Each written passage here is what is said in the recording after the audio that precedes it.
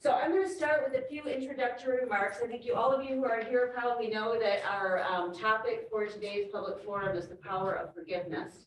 I am going to be one of the speakers, and our other two speakers are not yet here, which concerns me just a little. Again, new issues with the new year, right?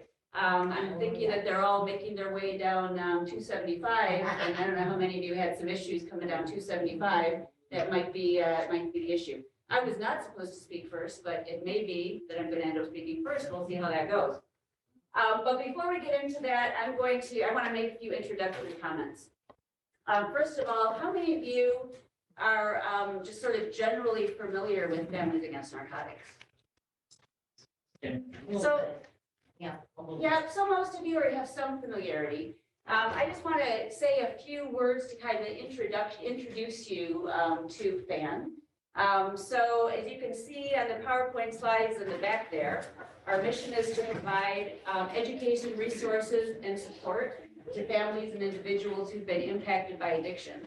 Families Against Narcotics has been in existence since about 2008, started with a single chapter in Macomb County. There are now 20 chapters throughout the state of Michigan. And we serve our mission in a variety of ways.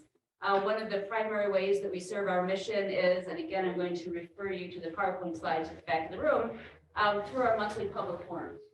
So every chapter has a monthly public forum, and these are educational in nature. We have speakers that come in. Sometimes it'll be one, sometimes it'll be a panel that speak on different subjects relating to addiction.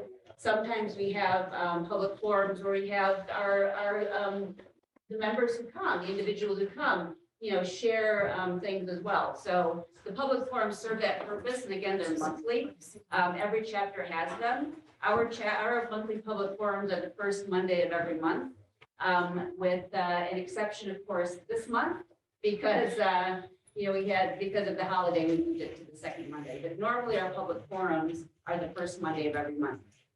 I also included on that screen, on that PowerPoint slide, a reference to our public forum next month. So next month, our public forum topic is going to be pathways of recovery. We're going to have several people who are in recovery and who found sustained recovery in different ways. So we're going to focus on multiple pathways to recovery and have them share how they sustain their recovery. So that will be our topic for next month. We actually have planned out, our board, all of our public forums for 2023. If you didn't see it, there is a public forum schedule that's on the resource table out on the just outside the room here on one of those tables. So if you want to grab one of those public forum schedules, if you haven't already, maybe on your way out, and then you'll be able to see, the different topics that we have planned for the year, and that way you can plan to make sure that you attend the ones that you're interested in. The other thing I wanted to mention is that we have a Facebook page, pretty active Facebook page, and all of our public forums are posted there as events. Other meetings that I'm going to talk about in just a bit are also posted there as events. And Brandon, could you go back to the first slide, please? There you go. Anyways, are also posted as events. So to the extent that it's sort of another way for you to keep up with what we're doing, you may want to find our Facebook page, like our Facebook page. Again, it's Northwest Wayne FAN. And then you can see, when we have what the topic is, when it's coming up, it will sort of be a reminder to you. Can I ask a question? Is the gatherings every month on a Monday and here too again? Every month on a different topic. We will have, yep. And on the Facebook of, you check that in. We put in an event, right, on Facebook so that you're aware of it. And again, you can always join either in person or you can join through Zoom. Yeah. If you're interested in attending, yeah. Gotcha. And also we have an email list. So another way that you can kind of keep up with what we're doing, public forum, events, whatever it is that we have going on, is to get on our email list. And so there's a sheet out there that says if you are interested, if you want more information, you can put your name and email list on that sheet that's out there. And I promise we won't inundate you with emails, but one thing we will do is send you a couple of emails every month, usually one about a week out from the forum saying, hey, this is what we're doing, it's coming up in a week. and usually another one like the day of or the day before, reminding you so that you know what's going on. So those are two ways that you can continue to stay in touch with us. And again, I've been sort of focusing on public forums, but we have other events that we sometimes do as well. We do an overdose awareness day event every August 31st. We have a Run Drugs Out of Town event. We do a fundraising golf outing in the summer. So we do those types of things as well, and we will keep you up to date. You know, you'll have that information as well. Again, all those things are posted as events in the Facebook page too. So back to what I was saying here in terms of how we serve our mission. So the monthly public forums are one way. Another way that we do it is through our Stronger Together Family and Friends Support Group. So this is something that is fan-wide, although I'm very proud to say that it started with our chapter, with our very own Jackie Sanders, who's sitting right there in the beautiful leopard jacket. And I'm going to let Jackie go ahead and tell you a few words about that program. So I was just a little bit later getting here tonight than what I wanted as well, because when I was on my way out the door, I got a text from a woman who said, I have a son in addiction 15 years. And she says, I am hopeless and in despair. And, you know, you can't just let that sit there, of course. But we, all of us, I bet here in this room, understand exactly what she was saying, right? Son, 15 years, and she's hopeless. And so our Stronger Together meetings can really come in and help a person like that. And I was able to connect her up with a meeting in New York tonight, because we do have one meeting that's in New York. And so that she can go tonight and talk to other people who are going through the same thing that she's going through. And she doesn't have to feel that hopelessness. So we have a plan that we follow in these family support groups. And it is a 12-step plan, kind of like AA and NA, except that our steps are written just for us as family members to help us. We can't control our loved one, but we can get healthy and strong and learn how to respond to them in a healthy way. So we have a meeting the second and fourth Tuesdays of the month at 6:30 p.m. Our meeting is virtual. We often have 15, 20 people who will join that meeting. Kelly and I often host together. We have a couple of other hosts who join in. And if you would like to join us, we do have these rack cards, and right on the back at the bottom, it has the password for tomorrow night's meeting. And so you could just join us virtually. We would love to have you. And if not tomorrow night, if you have questions about that program, or you just want to talk to somebody one-on-one, Kelly and I would be happy to talk to you. Thanks so much, Jackie. There are also flyers out in the resource table for the Stronger Together group. So if you're wanting to grab something and take it with you so you can stick it on your refrigerator or otherwise to remind you, you can grab one of those flyers. Also, Jackie, there are Stronger Together meetings that other chapters host, and some of which are virtual that are on other days, right? There are, and you know what I should have mentioned, we have specialty groups now. So we have Stronger Together for grandparents. I know some of you are helping to raise grandchildren, right? Who have parents in addiction. So we have a group for them. We have a group for people whose spouses might be struggling with drugs or alcohol. We have a group that meets in the afternoon in case that fits your schedule better. We're starting a group for people who have lost a loved one to drugs or alcohol, and soon hope to start a Stronger Together group for people who have a sibling in addiction. So if you go to the Families Against Narcotics webpage, they will list all those different meetings, and they'll have the Zoom links right there for you. Thank you so much. Brenda, you want to go ahead and switch to the next slide? Okay, so I wanted to very briefly touch on some of the other programs that Families Against Narcotics has. Our chapter has not yet launched all programs that Families Against Narcotics have. If you go to the FAN website and you kind of, the bar at the top that has, the different things you click on to access menus, if you click on programs, you see a drop down that tells you all the different programs that FAN as a whole has. So programs that we are participating in or plan to soon launch. First of all, the Hope Not Handcuffs program, we've been doing that for a while in collaboration with the City of Wayne Police Department and the Garden City Police Department. So what that program provides is this. If you're an individual who is in active addiction, but you want to get into treatment and you're not sure how to do that or where to go, or you're not really in a position to deal with that, you can walk into a participating police station, tell them that you want help through Hope Not Handcuffs, and the officer on duty will contact Fan, and Fan will have what we refer to as an angel sent out to the police station to meet with the person and work with them right then and there to get them into treatment. Often immediately, often right away. Sometimes there's issues that come up, but that's basically the goal, is to make it happen as quickly as possible. Angels are community members that Fan trains. So anybody who's, if you're in recovery or a community member who cares about this issue and wants to get involved, this is the way that you can volunteer. There are angel trainings that Fan conducts on a regular basis. If you were interested in doing this, you could go to the Fan website. Again, on the program drop-down menu, you could click on Hope 9 Handcuffs, and it'll take you right to the site that deals with angels and angel training. And you'll see the dates where the angel trainings are happening. Some are in person, some are virtual. Agreeing to be an angel basically means you're signing up for a minimum of 2 4-hour shifts a month to just be on call.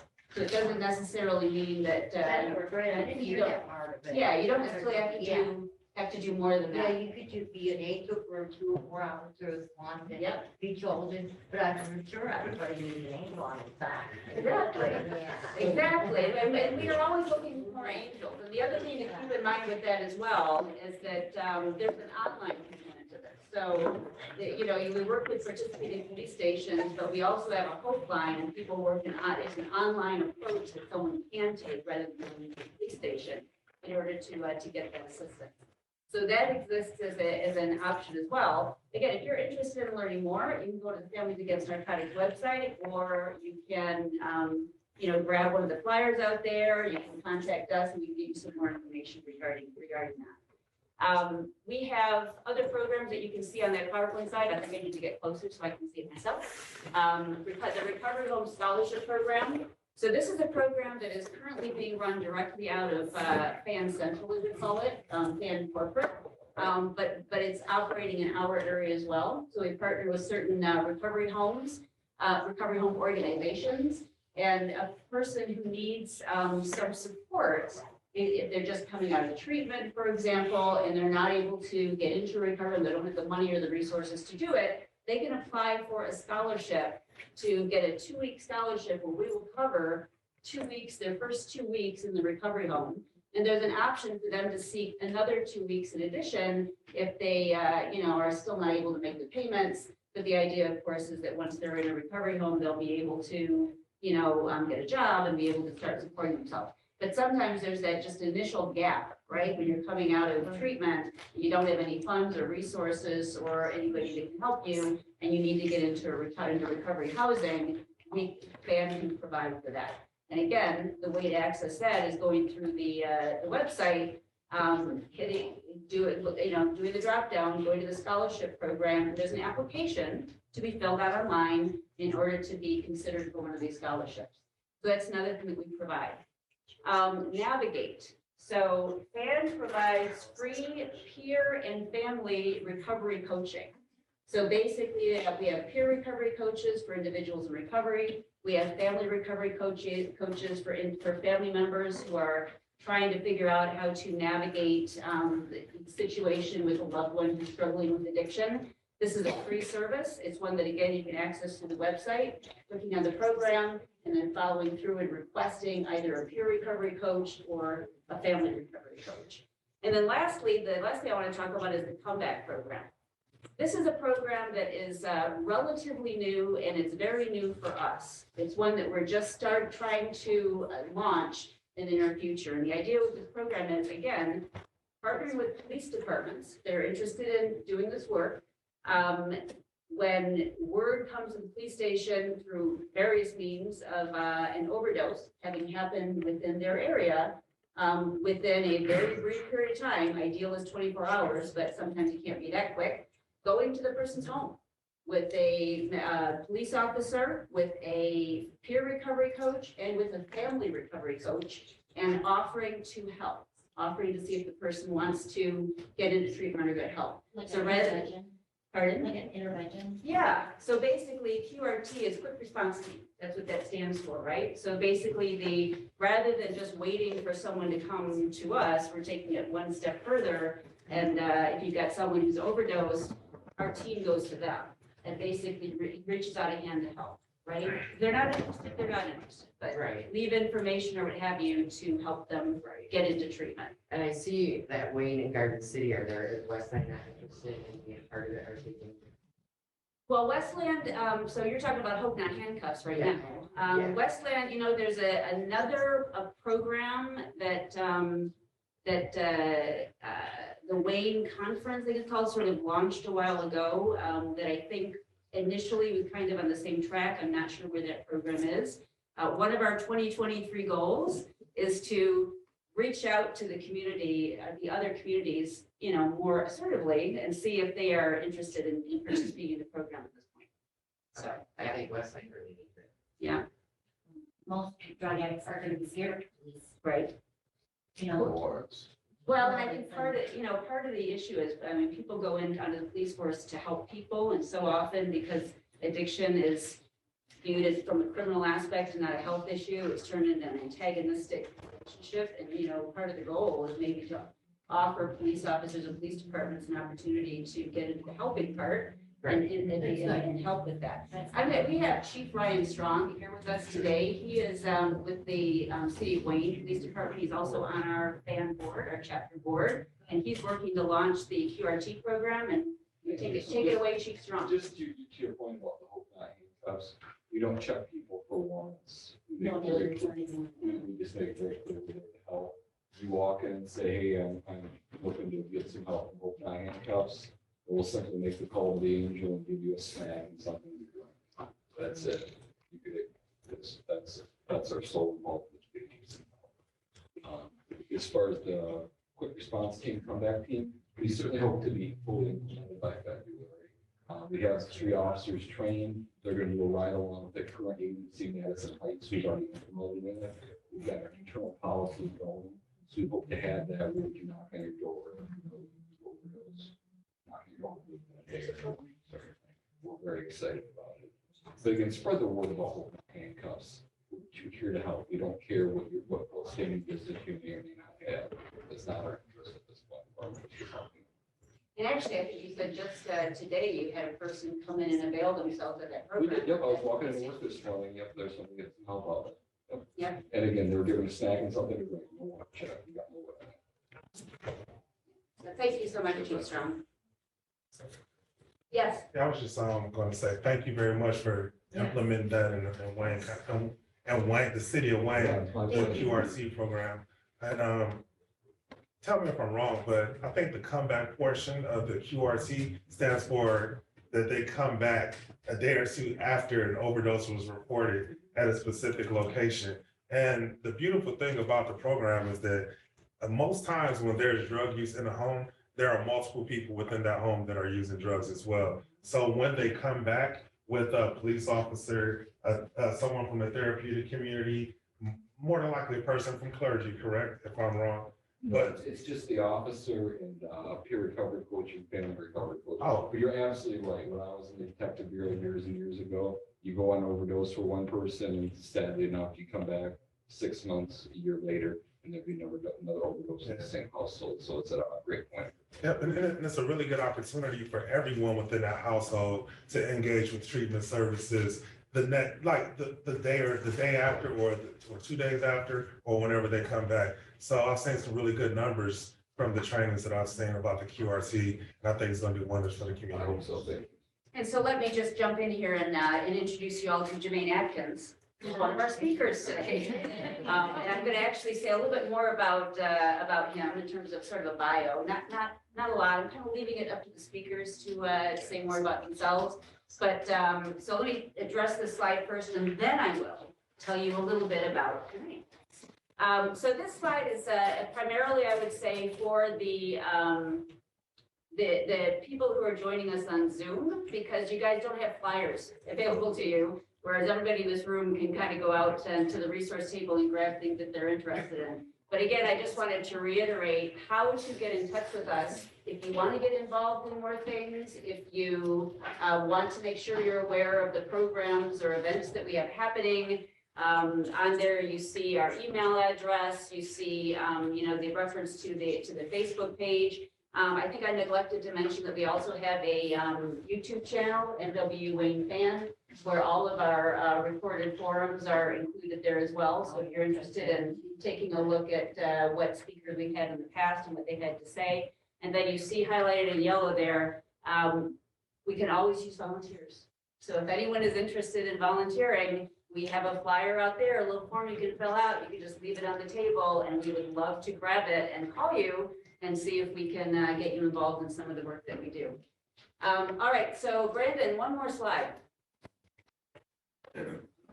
Oh, no, two more slides. I can see it. This is why I had, no, back to the one before. Next one. There we go. I wanted to, I always did, I literally have this in here, so I don't forget to thank our sponsors who provide for us at every one of our forums. We are still waiting on the food for some reason, but normally Skywood Recovery provides us with the food, and I anticipate that they'll be coming here at some point soon to do that. And when they do, I invite you all to, to enjoy the food that is coming. Sweetwater's Coffee and Tea in Canton, even though we moved to Wayne, the Canton store is still providing us with coffee. So as a free donation. And so there's coffee over here, as well as water for any of you who'd like to grab a cup of coffee. So, or a bottle of water. Okay, finally, next slide. There we go. Here are our speakers for today on the topic of the power of forgiveness. So we had originally 4. Unfortunately, Jessica Hillen, who is our assistant vice president for this chapter, took ill. And so she contacted me earlier today to say that she wasn't able to attend. So the 3 of us will have to carry the show. Our first speaker is going to be Angela Spino. Angela, you want to wave? There she is. So Angela is a certified prevention specialist, a certified peer recovery mentor, and a project coordinator for Detroit Recovery Project's prevention team. She's also on the advisory board for the SPAN chapter. Our second speaker is going to be Jermaine Atkins, who you just were introduced to a little bit just a second ago. He is a peer recovery coach and a Narcan trainer at GrowthWorks. He's also the owner of Any Length Sober Living Recovery Housing. And finally, he's the vice president of the Washtenaw chapter of Families Against Narcotics. And then there's me. I am a law professor, except I just retired at the end of last year. So at the moment, I'm just doing FAN. You guys get solely me, and I'm the president of the FAN chapter. So with that, I'm going to, Brandon, you want to get rid of our PowerPoint slides, close them out? And if our speakers could maybe come up to the front. We got nice little chairs here for us all. Hey, Laura, I hate to interrupt, but I think it would be good to let the speakers speak at the podium because they're having trouble hearing even you speak on Zoom. They're gonna have to talk really You loud. know what, the microphone's not working. Oh. Yeah. So,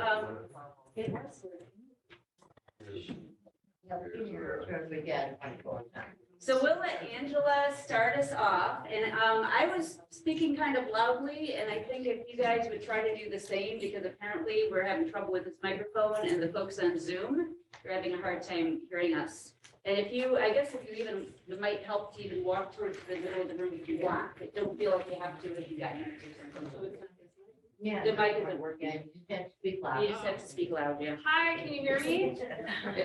Zoom people? Yeah, Okay, cool. That helped. So hi, everybody. My name's Angela Spino. I'm a person in long-term recovery. For me, that means I have over 10 years of continuous abstinence. I also work as a certified peer recovery mentor and a certified prevention specialist for Detroit Recovery's prevention team. We do harm reduction work. So what I mean by that is we have a mobile unit as well as a fixed location where we provide HIV, hepatitis C testing, and we provide clean use supplies for people who are in active addiction. So really the idea behind that is providing people with the supplies that they need to stay as safe as they can for the decisions that they're making in the here and now, right? So I have learned like my idea of self-love and forgiveness has changed a lot over the last couple of years. And it's interesting that you asked me to speak on this topic this year, because like every new year, I start thinking about like, what's the theme for this year, right? Like last year was humility. The year before that was like, caring for others, right? Like getting out of self. And like this year I decided, that it's just like radical love, like radical love for myself and radical love for others. And, that kind of came from the, yeah, that kind of came from the inspiration of like the work I've been doing in harm reduction. And so, with that, I think like forgiveness ties into that really well. So, I'm sure I've met a lot of you before. So I'm in recovery, my mom's in recovery, yeah, thank you. But I did grow up in an alcoholic home, so I always say like, I'm a triple winner, I am in recovery from substance use, I'm, in recovery from, codependency, and I'm also the adult child of an alcoholic, right? So, there's a support group for that, and I've been learning a lot through that as well. And what I found out was that I adopted a lot of the traits of somebody who actively uses substances before I even picked up a substance in the first place. So like holding on to resentments, and I, really, beat myself up a lot. I have like this inner voice, this inner critic that I picked up along the way from my childhood. And those are the things that I kind of picked up, and I believe was the reason that once I picked up a substance, it became an addiction for me, right? And so, are you fixing the microphone? You just need to get really close to it. Oh, I need to, is Yeah. it working now? Can you guys hear me better now? No. You gotta get Really right close. Oh, not the people in here, I meant the Zoom people. Yeah. Hello? There's one person like, yes. Thank God No, for yeah. Okay. I know, right? What's her name? What's the lady that gives you? Lauren. Lauren, thank you. So anyways, Yeah, you just gotta get really close to it. Is it possible to turn up the volume? I've been doing Oh, that, you okay. still need to get really close. Unfortunately. cool. You were doing just Okay. All right, as long as people can hear me, I'm cool with it. So, yeah, so like I became addicted to prescription pills was my drug of choice. And I created a lot of harm for myself and for the people that I love. And a lot of shame comes with that, right? Like I did things like I stole, I lied, I cheated, and, I did things in active addiction that I would never do in recovery from substance use or had never done prior to becoming addicted to substances. So along with, and when I first was removed from using substances, I ended up getting incarcerated as a result of my addiction. There was a huge amount of shame that came with that, right? And so I have done a lot of work on forgiving other people, but I want to say like the hardest work that I had to do was forgiving myself. And it all started for me with surrounding myself with people in recovery who were already doing the work, and got me to a place where I believed that I was even worthy of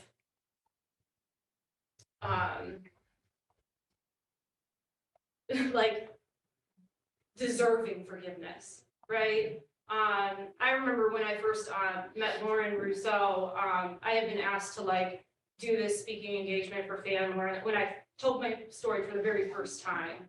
And she was just like, man, like, I don't think you looked up from your feet. Like one time it was just this like shame that was so internal, and I really didn't understand anything about addiction. So it was not just the people in the recovery rooms, but also the recovery allies and the other people that supported me along the way, and also helped me get educated about like what is substance use disorder? Like, I really believed that there was something that was intrinsically like wrong with me, bad, different than other people, that I could do the sorts of things that I did in active addiction. And that there was something wrong with me instead of the things that I had done. And so when you're looking at things that way, it's very hard to treat yourself with kindness and believe that you're worthy of staying on a recovery pathway when it's easier to kind of choose the alternative, which is numbing yourself, right? And so after a lot of hard work and learning more about it, I started to tell myself, one huge piece and a cornerstone for me of forgiving myself was like processing through my story and like really understanding it for myself. And I actually did that through Families Against Narcotics. I started telling my story to youth throughout Wayne and Oakland County. And I think it was like just this like cathartic experience where I would tell my story and I would like regain pieces of it that I didn't even know were there before. And that was a huge like processing and piece of coming to terms with what had happened, and then also being able to process it with other people too. So I did the things that they suggested, like the 12 steps of recovery. I made amends to other people. And what that meant to me was not just like, hey, I'm sorry I hurt you. Because like I had said that a million times before, right? And it really held little value with the people that I love anymore. So instead of doing that, what I had to do was I had to actually take like accountability for some of the things that I had done. So I went through and I like kind of took account of everything that I had done to hurt people. And I went to that person, I said, I know that I've done this and this and this to hurt you before, and I'm gonna do the best that I can do to like no longer do those things and no longer do the things that I did to cause them in the first place, right? Which is for me, using substances. And so that was a huge path to healing for me too, was working through the 12 steps. And so now it's like an ongoing process for me though. It's not like I did the 12 steps and now I do smart recovery and I'm healed, right? Like this, like I wish it would be super awesome if that were the case, but it's just not. Because like, unfortunately, this like voice that I have and like, in my home, like I watched my mom be hard on herself, like about her body, her addiction to her own things. And so I kind of have that same internal voice that my mom had. So I have to like do this reverse conditioning of what I had learned growing up. And it's like an ongoing process for the rest of my life. And it took me a while to come to terms with that too, and kind of like realize that my mom really did the best she could with what she knew at the time. And my dad did the best that he could Realize that with what, all the time that you were mad at Don or mad at yourself.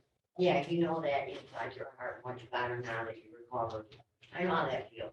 yeah.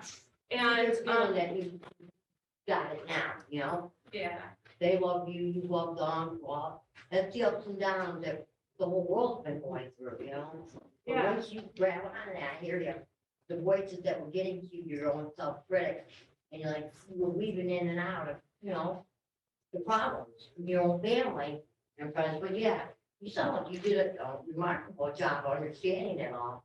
You're catching my, you know, attention on it, because it is hard. It's hard growing up with people whose brains are small. yeah, for It sure. breaks you down and you go through the trouble. You might pick it up and stuff. That's a big time problem. Yeah, and I also think it's okay to like admit to yourself that maybe you didn't get everything that you needed Right. too.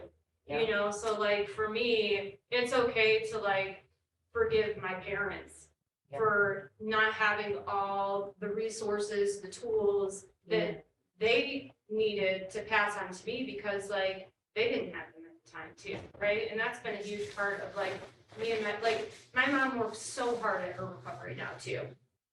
And because she worked so hard on her recovery, now we have a healthy relationship. But it was a huge process to get there. And in addition, like I know I'm kind of ping ponging all over the place, but in addition to that, like a huge step that we had to take in order to like get into a place where we had a healthy relationship and forgive one another was like drawing healthy boundaries too.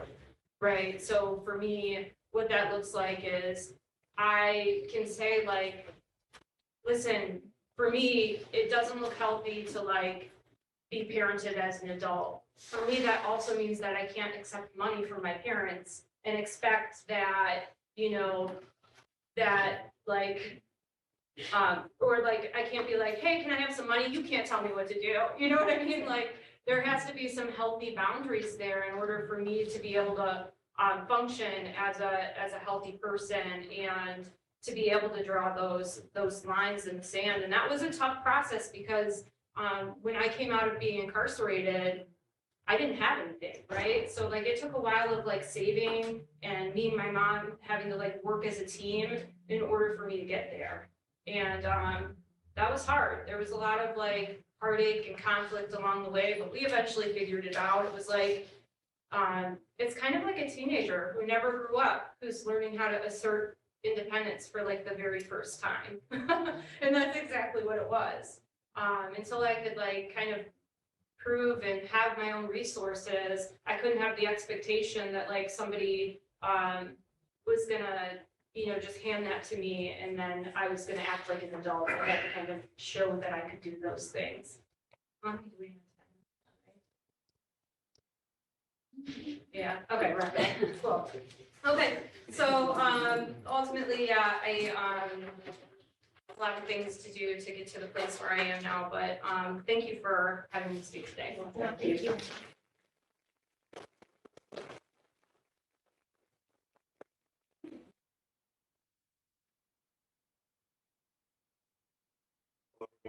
My name is Jermaine Atkins, and thank you for having me here to speak tonight. Can everyone hear me? Where's Laura? She's supposed to give me the thumbs up. Thank you so much. Really good to see some familiar faces here. So I know I've met quite a few of you before. Good to see you, Dar. And I think that it's just really, I don't want to say convenient, but the fact that the topic tonight is the power of forgiveness, right? Because I've done quite a few events with Dara at some of the local high schools, and I see the coffee over there, and she knows how much I love coffee. But one time, I don't think she bought the coffee, and I did it. she did not bring the coffee It was the time before or last, but I the got it. bagels. I And got it. I have exercised the power of forgiveness. And she and I continue to have a really good relationship. So, but anyway, that was my dad joke for tonight. Anyway, looking at the notebook here, I feel like I should have had a plan, but I don't. So if I am going like all over the place or things don't make any sense, just give me like the hand signal and I'll wrap it up. But one of the things that I've learned about the power of forgiveness are really some really cliche things that I hate to admit that I found are very true, right? The things that you always hear, such as forgiveness is not really about the other person, it's more for you, stuff like that. So I remember when I used to hear those things, I would be like, I don't care. You know what I'm saying? I'm like, yeah, that makes sense. Sure, you're telling me that, but it feels good to hold this grudge, right?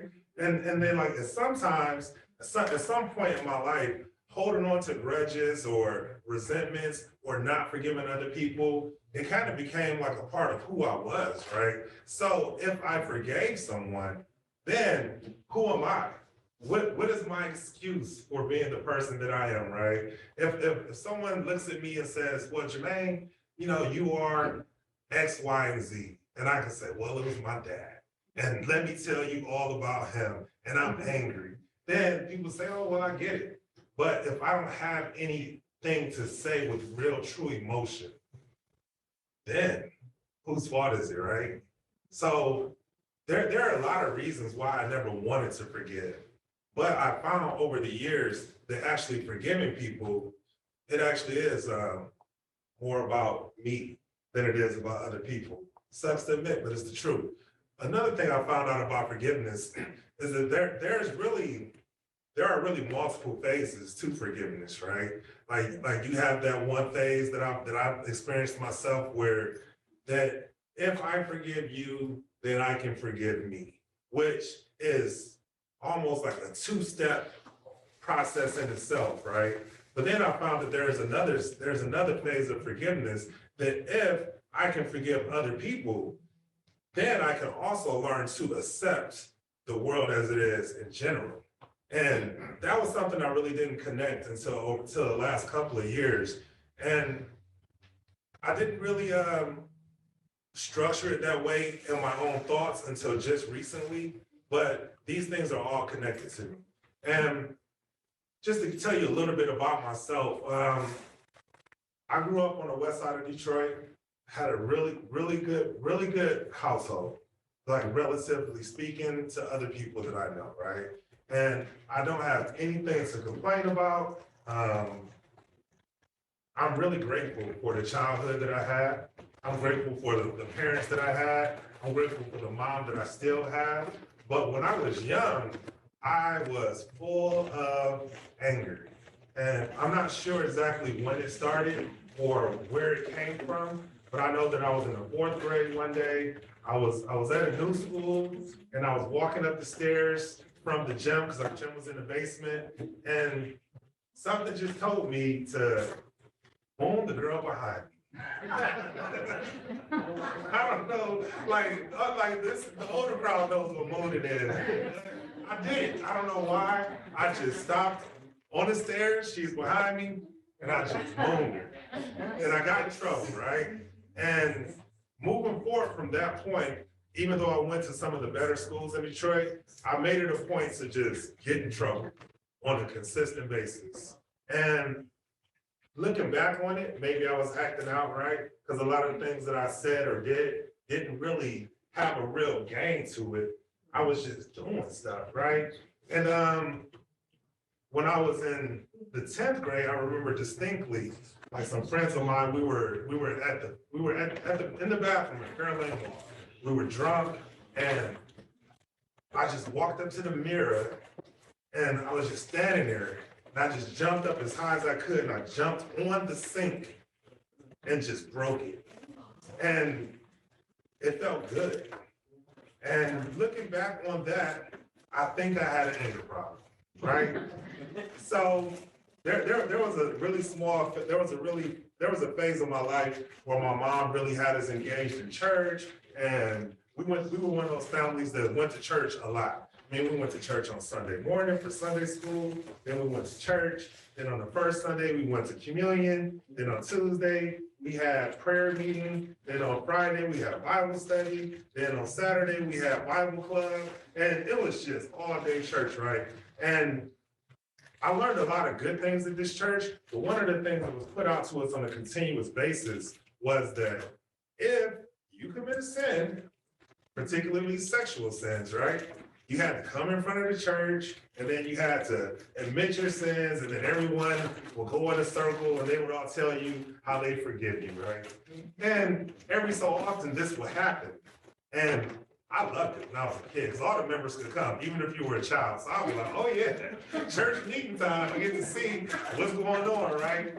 But even as a child, I would question, why are more people not going in front of the church? Because I know I'm sinning on a regular basis, and I'm like 10. So, and they put out at the church that we're all sinners, but someone is only sinning once every 6 to 9 months.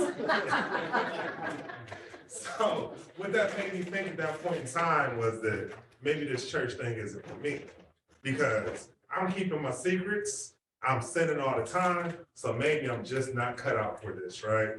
And in turn, what I decided that maybe the streets are more or less for me. And I kind of engaged with that on a really consistent basis, right? However, with that type of lifestyle comes a lot of pain, comes a lot of stress, comes a lot of anxiety. You know, people used to look at me and my friends and say that we were the bad kids, right? But now that I'm older, I know for a fact that if I look at my history and the history of all my friends that I hung out with, we were really just a lot of traumatized children who found security like, and within our group. And in order to have that security within our group, we had to do crazy things to prove each other that we were still down, right? So that I can trust you. So I was traumatized even then, right? And there was a certain point in my life when I was about 18 or 19 years old, where like I had this plan where I was gonna find someone who was successful at doing the things that I wanted to be successful at, which was in the street. And I was gonna learn from them. And I was gonna, it's pretty much like finding a sponsor, right? But my sponsor, he got killed. And not in 1999. I never asked him to formally be my sponsor, but when he died, like things just really changed for me, right? And I didn't want to be a part of anything that I had going on or that world anymore. You know, I really looked at my dad as like a source of a lot of the dysfunction, right? Because he was a womanizer. I would always hear the arguments about where he was, who he was with, what he was doing. And even as a teenager, that's how I lived, right? I was never faithful to a girlfriend, like at that time. I won't call him an alcoholic, but he was drunk an awful lot of the time, you know? And that's a habit that I picked up as well, right? And my life was dysfunctional, just like my family, just like my household was dysfunctional, right? But after this guy died, I decided that I was going to be completely different. I was going to be nothing like my dad. I was going to be a better person. And I joined the military to get away from alcoholism and violence. So I joined the Navy. And as like one of the things that I remember distinctly about when I joined the Navy was that like they pass around this sheet of paper where you have to put your religious affiliation. And I remember being really proud to say, no religious affiliation, none, because I'm making these changes and I'm doing it all by myself. This was my goal. I'm going to be a better person. I'm eliminating all of this negativity from my life and I'm out of here all by myself. But things didn't work out that way, right? I tried, I really did try. I found a girlfriend really quickly in boot camp. About 6 months later, we were married. She was in Japan. I was in Chicago for like a year. I was being a good husband. You know, I was faithful, which was a high bar for me at that point in time. I was 20 and never lived that kind of life before. And I was functional. But then things just went south and they stayed south. Things continued to get worse and be worse. I got out of like 9/11 happened, you know, the military experience changed drastically during that time. And I came home worse off than what I went in, right?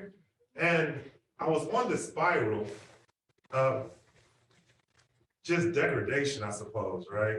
And I didn't necessarily blame anyone because I had learned to take responsibility for myself, but there was something inside of me that I didn't even know that was there. It was that big ball of resentment, that grudge, that thing that I can explain to other people to say why I am the way that I am. And I was okay with that. I had something, right? But then my dad got sick. He got cancer. And he was sick for quite some time. But to get to the point of this story here, right? He was in the hospital and the doctors, they all called everyone else in and he was on life support. And I don't know if you guys have seen anyone on life support, but it's not like the movies where someone is just like completely out of it. Like he was alive on life support. Like we could talk and I didn't know that if they removed those devices, he would die. But I knew, logically speaking, you know? So we're all having our final conversation with him. And I'm talking to my dad. This is the biggest, toughest guy I've ever met. Like I grew up to be bigger than him, but he's still terrified of me because he was larger than life, you know? And as he's laying there, I'm talking to him, we're having this conversation and I can see tears in his eyes. And when I saw those tears in his eyes, it just kind of hit me. The same thing you came to, you know? I was just like, this man is scared to die. Just like everybody else. I had this idea that he was like this larger than life character, and he is just a man, just a human being, just like me. He's scared to die. And that's what it took for me to understand that my father was just a human being that was doing the best that he could do. And all these years, I held all this grudge, all this resentment. I had this bar set for him that he couldn't reach. And I was upset with him. That was that feeling, that thing that I was holding on to, right? But because I was upset with him for not being able to live up to that bar, remember, I had a goal when I left to go to the military, and I didn't live up to it. So as long as I was upset with him for not being able to meet that bar, I had to, by default, be upset with myself because I couldn't pull it off either. But in that moment, I was able to forgive him. And I didn't realize it at the time, but I was also putting myself in a position to be able to forgive myself. And I experienced some freedom that night. And the more I talked about it with people that are in the recovery community, and we got to discuss what forgiveness is, how it works, what it looks like, how to apply that forgiveness once you like received it or given it. And I became okay with being okay with who I was. I was no longer looking at myself as, well, that lifestyle isn't for me. You know, that the way I looked at myself at the church when I was a child to say, oh, I can't live up to that standard. So maybe this extreme version is where I'm meant to be. I was able to say, like, I could just be the best version of myself and continue to progress, and that's okay. And I think that's really like the first time that I got to see how forgiving others made it more likely or possible at all for me to forgive myself and the benefits of that. And I've seen other examples over time. However, I've also learned that forgiveness works in other ways as well, such as how it leads to acceptance. I was in this relationship, and I've been in a few, you know, but we broke up and she wouldn't tell me why she was upset, why she wouldn't talk to me. And it was eating me up. I needed to know, right? It would keep me up at night. I wasn't able to sleep. I would just go to the gym. So, you know, this was some years ago. But all I would do was just focus on what happened and why, right? So there was this pastor at the church that I went to, and he said that if you are in need of the peace that God promises you, have you ever considered just asking for it? So in that moment, I said, this is like 1, 2 in the morning. I decided to just pray and just ask for it. Lord, I need some peace. I need to go to sleep. I need peace. I need peace. Lord, can I please have some peace? Can I have some peace? And there was a voice in my head that told me, well, just forgive her. It didn't say forgive her for what. It didn't say ask her what to forgive her for. Nothing. It just said just forgive her. And then from that point, I started to pray that I was able to just simply forgive. I didn't need to know why or what I was forgiving. And eventually, it was something I was able to process and do. And I was able to sleep and move forward, right? And with that being said, that kind of led to like this concept or this idea like this often spoke about in the 12-step community of acceptance, right? We don't always need to know what's going on with other people or why they do what they do, and understand that it's not personal, but just understand that there is something within us, whether it's that thing that I'm holding on to or my need to know, my sense of control, all these different defects of character that is keeping me stuck.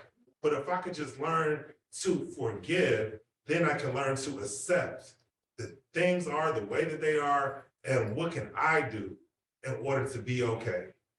And there's no way that I would have got a true understanding of what acceptance is if I wasn't able to forgive myself. There's no way that I would have been able to forgive myself if I wasn't able to forgive others.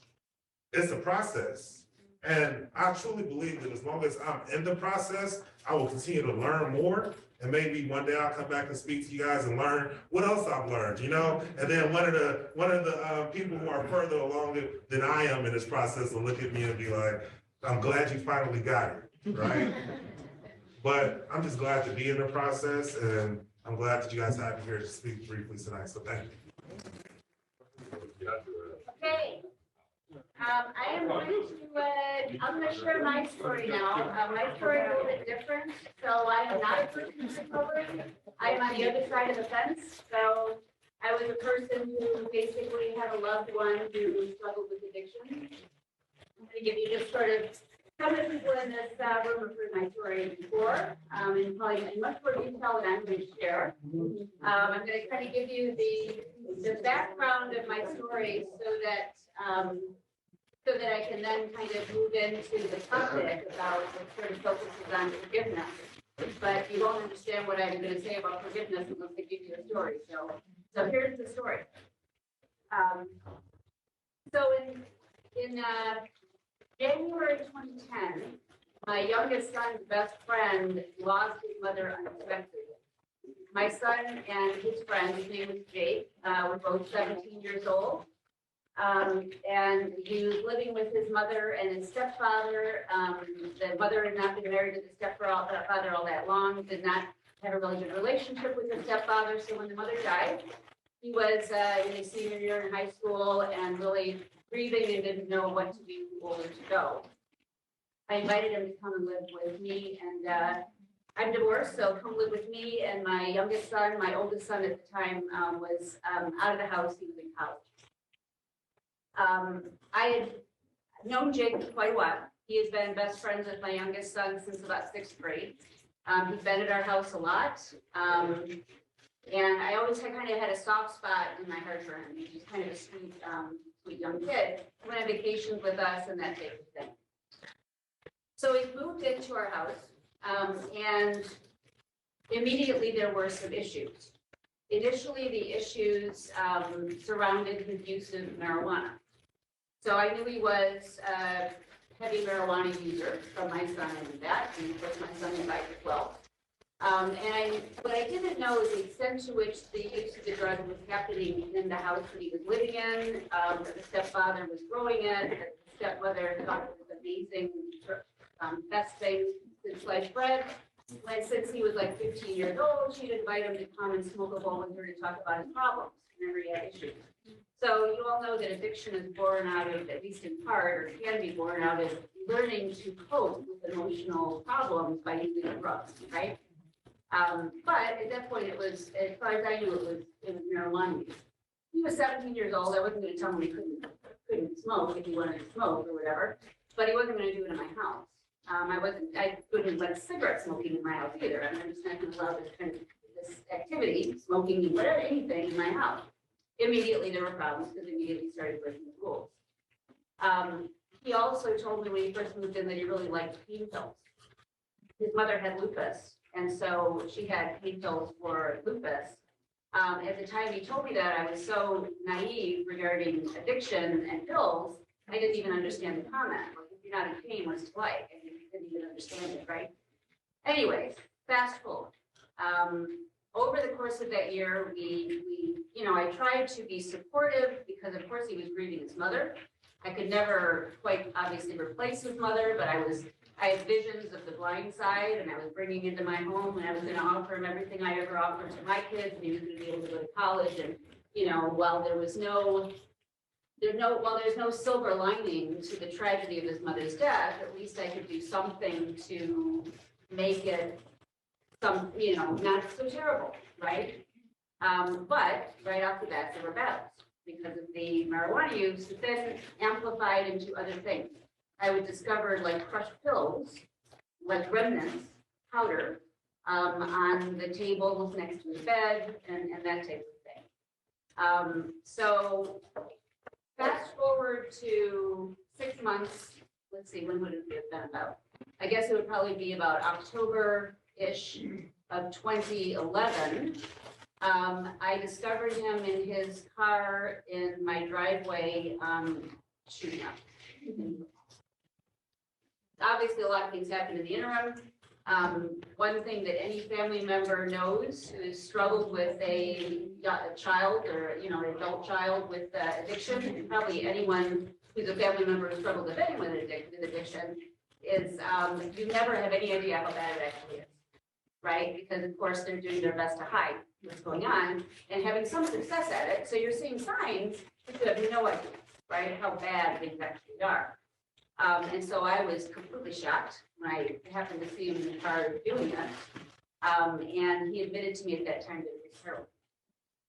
So at that point, he agreed to go into an outpatient treatment program, where I think that they might have given him some Suboxone, or that was at least the initial plan.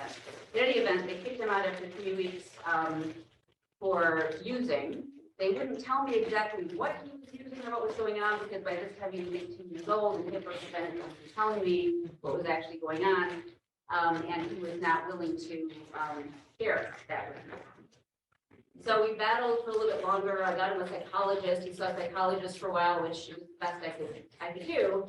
And then he got arrested for shoplifting at Walmart, which was a godsend to me because there were criminal consequences now, and I could persuade him that going into inpatient treatment was a good idea because it would look good for the judge. Okay, so he went into Brighton Center for Recovery for the first time. Only 2 weeks. That was all my insurance would cover, and I was still naive enough to not realize that 2 weeks is woefully inadequate for a 19-year-old heroin addict.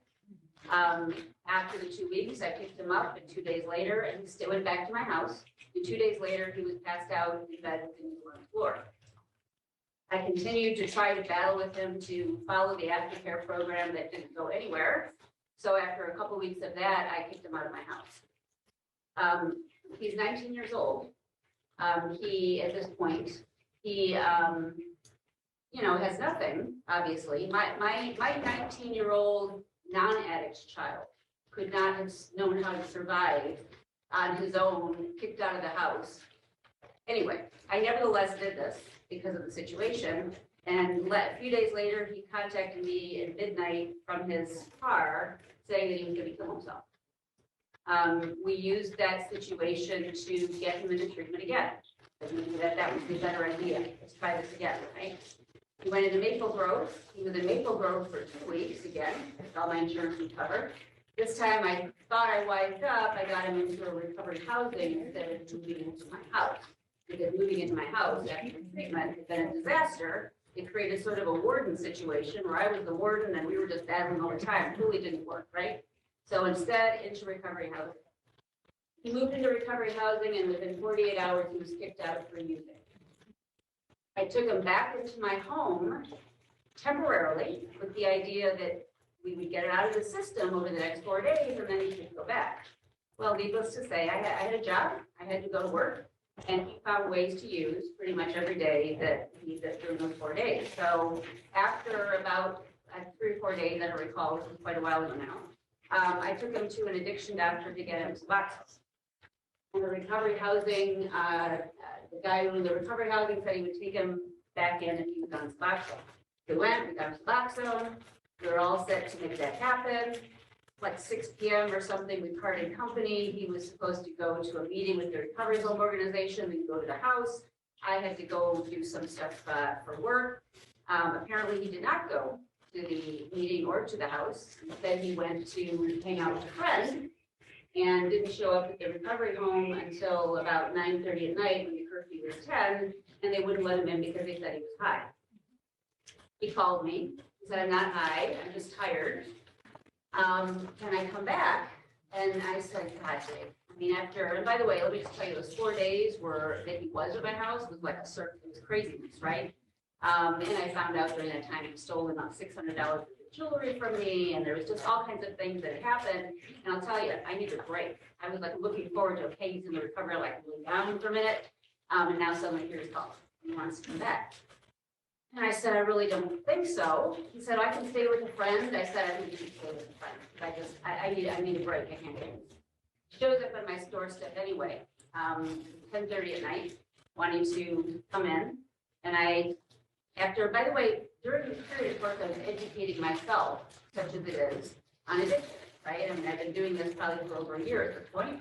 I was on a website that is called soberrecovery.com. There's different forums, both for people who are trying to stay in recovery themselves, right? People struggling with STD, as well as family members, and I was on a lot of the family member forums, and I was learning a whole lot about tough love and enabling and codependence. And I got Melody Bean's book and the whole 9 yards, right?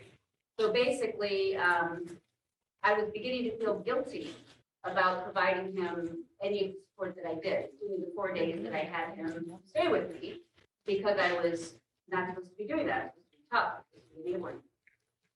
So he shows up, and I'm like, yeah, I'm not gonna, no, you can't stay with me, right? You have to go. He leaves, he goes into his car and texts me a message in my driveway saying, that really hurts, woman. And then he went to stay at the home of a girl that he off and on again had a relationship with. And 2 days later, he was brutally murdered in that home. Along with the girl's mother. The girl was held hostage for 5 days, and the guy who held her hostage shot himself with a gun. So, forgiveness. Couple of things to think about that. First of all, with the research and the, I mean, I'm a law professor, right? I read, I do all the research I was doing on addiction through this period of time. I never had a problem getting Jake for what was going on. I understood that this was the disease. I would get angry at Jake.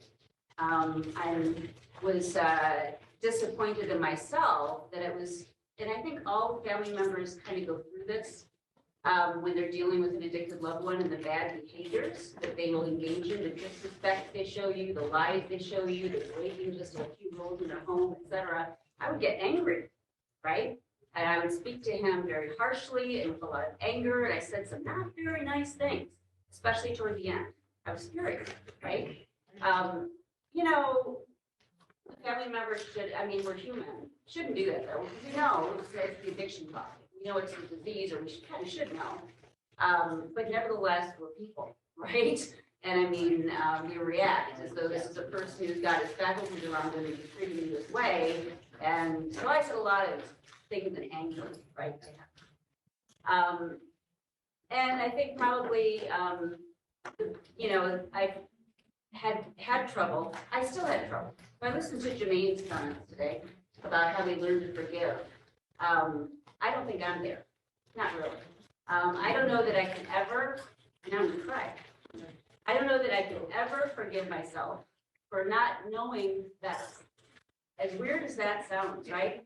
I mean, a difficult thing for family members dealing with an addicted loved one is that you can't know everything right at the beginning. Right?